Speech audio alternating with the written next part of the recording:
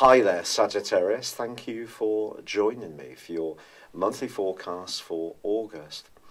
This is for the Sun or the Ascendant. And you know, from the 3rd to the 10th, your ruling planet Jupiter is really making some waves in the heavens.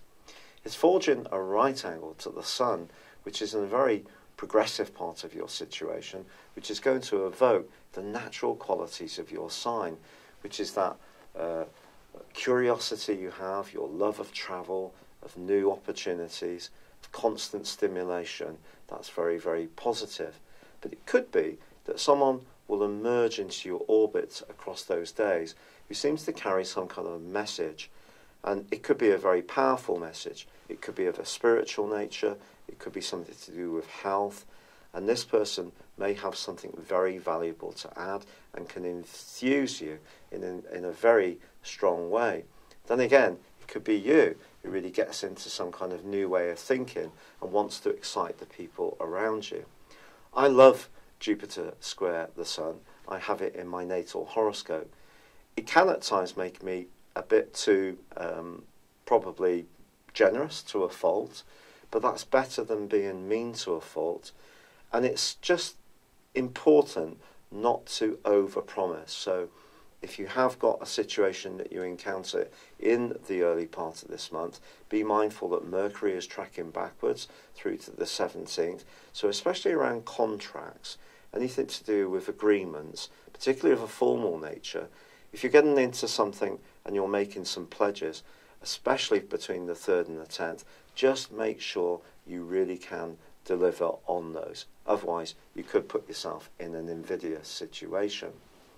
Now, of course, there are a lot of retrogrades this month. Now, it's not just Mercury, and it's not just Mars. And of course, astrologers, YouTube astrologers particularly, are going to be flagging up the fact that Uranus goes into retrograde from the 7th, and Neptune and Pluto are already retracing their steps. But Neptune, Uranus and Pluto go into retrogrades for 5.5 months each year, every year. So this is nothing new. It's not a doomsday scenario, but I do feel that Mars is retrograde and its square to Uranus is potentially quite challenging. And also, when it comes to Mercury's retrograde, well, if you are travelling anywhere or you're trying to arrange a course for a college of higher or further education, or you're involved in any kind of philosophical kind of work where you teach or train or guide people, that can cause some definite mischief. But for me, we must not forget the North Node, which is also retracing its steps in 3 different phases in the sign of Leo. And this is about our point of destiny. So for you at the moment, informing yourself of more knowledge is going to be a very important thing. And of course, it's a bit of a life mission for you. But on the other side of the heavens, to the Sun, we have the gnarly and rather feisty Mars in the sign of Aquarius, where it's been since the middle of May.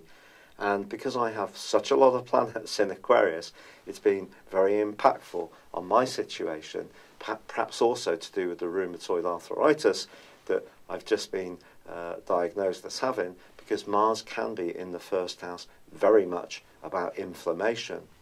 But its right angle with Uranus is the truly significant feature here.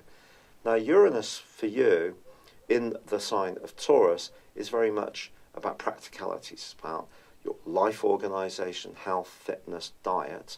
And the right angle with Mars, which is how you think, can create a lot of nervous energy.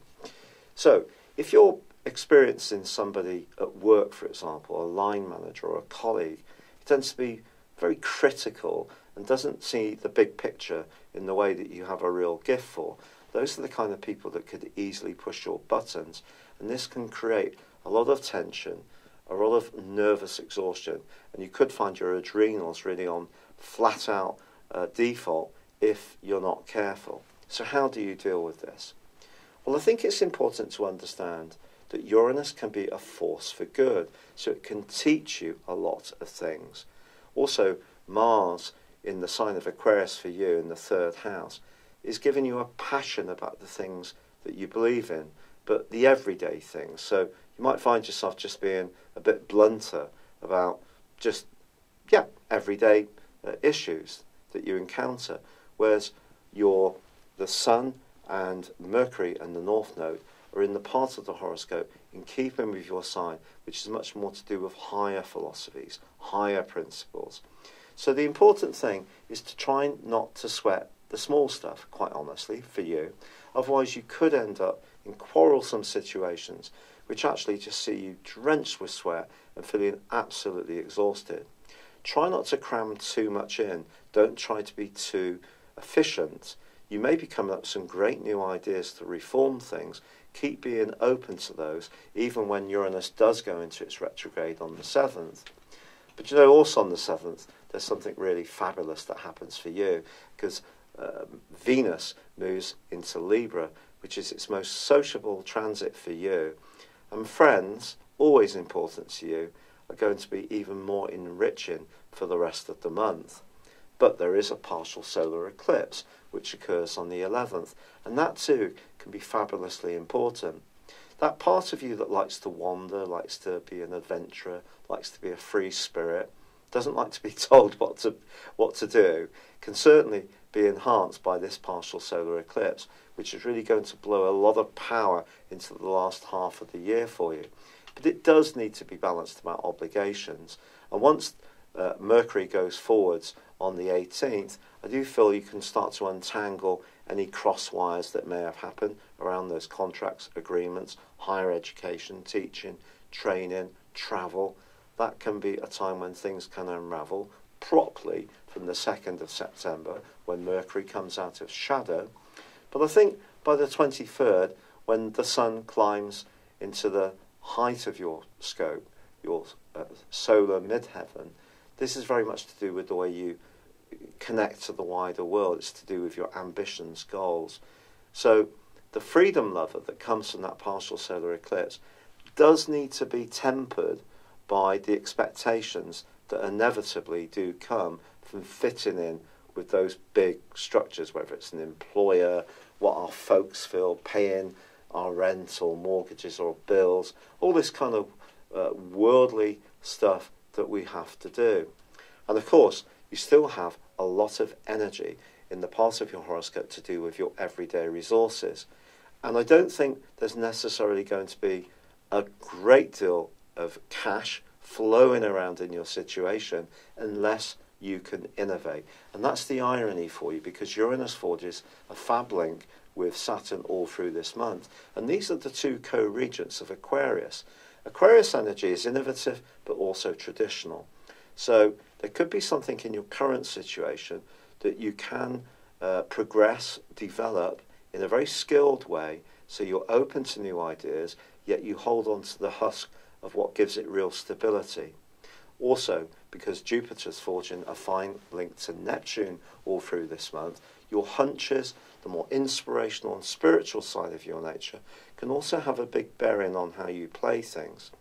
Now, ironically, Mars is going to join up with Saturn and Pluto on the 13th of this month, and is going to be there for the following month. So if you do want to attack an improvement in your resources, it's going to come about from then, and you could have some success in the following 2 weeks and in the first 2 weeks of September. You're certainly going to be much more feisty about getting on the front foot, demanding what you feel you're worth. Good for you. The Sun moving into your 10th solar house on the 23rd will help this too. But on the 26th, the full moon, which occurs on the other side of the heavens in Pisces, just asks you within all of this to stay very closely in touch with your emotional needs, how you feel in any environment you find yourself in, and how you're linking with your family. So big ambitions, desires to improve your lot are all very well, but they have to fit into that side of you that wants to experience new things, that is open to new ideas, that likes to be a bit more mutable in your approach, so a bit more flexible and flowing. You don't like things to be too pinned down and regulated. But I think there is going to be therefore some trade-offs this month. But once Mars goes forwards on the 27th, I do think that is going to be something we can all let a sigh of relief out about. The nervous energy is going to start to dissipate, and then in the following 2 weeks, into the first 2 weeks of September, you can really start to focus on those physical resources. And if you are someone who's interested in greater intimacy in your romantic situation, that also can benefit from Mars there too. But equally, it's going to be important to have some fun this month. Venus is definitely going to help you. Variety, spontaneity, all the things that come naturally to you too. Do continue to embrace them. It's been a real pleasure being with you. I'm really sorry that this video has been produced so late. I'm doing it on the 26th of July because I haven't been well. I have been diagnosed with rheumatoid arthritis. The medication I've been prescribed isn't yet kicking in, and all the natural stuff that I'm taking is maybe having some impact, but I'm still having days of really quite intense pain all over my body, particularly my knees and my legs. But I'm very grateful for your patience and for joining me. I'd love it if you would like, comment, or subscribe to this channel if you've yet to do so. But for now, good luck and goodbye. Hello, thank you so much for watching my video. I'd love you to join me at my Horoscope Ace app. You can find this at www.horoscope-ace.com. You can use it through Android, iOS, Apple, or Facebook. Check out your ascendant or your moon sign, or download your free birth chart. There's all your favourite videos, plus there are daily, weekly, monthly and yearly horoscopes for general, love, Chinese and Indian astrology. If your passion is tarot, there's my brilliant 3-card money or love tarot readings too. And it's all there at www.horoscope-ace.com. Thank you.